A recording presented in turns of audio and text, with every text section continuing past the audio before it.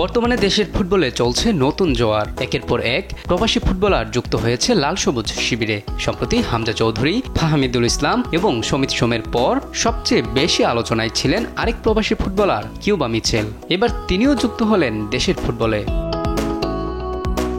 গত মাসে বাংলাদেশি পাসপোর্ট হাতে পেয়েছিলেন কিউবা মিচেল। এবার তাকে দলে ভিড়িয়েছে বাংলাদেশি ক্লাব বসুন্ধরা কিংস।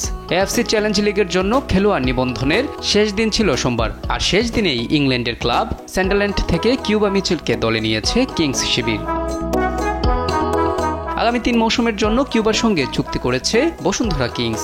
আগস্টের প্রথম সপ্তাহে কিংসে যোগ দিতে ঢাকায় আসবেন এই অ্যাটাকিং মিডফিল্ডার। বয়স ভিত্তিক পর্যায়ে ইউরোপের ক্লাবগুলো ফুটবলারদের সঙ্গে দীর্ঘমেয়াদী চুক্তি করে থাকে, ফলে এসব ক্লাব থেকে খেলোয়াড় আনতে হলে মোটা অঙ্কের রিলিজ ক্লজ দিতে হয়। তবে মিচেলের জন্য বসুন্ধরা কত টাকা ব্যয় করেছে সে ব্যাপারে বিস্তারিত কিছু জানায়নি।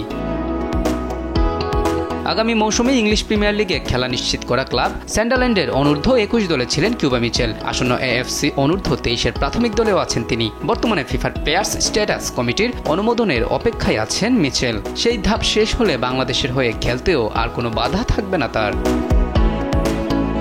মোহাম্মদ আলাউদ্দিন, স্পোর্টস ডেস্ক, দেশ টিভি।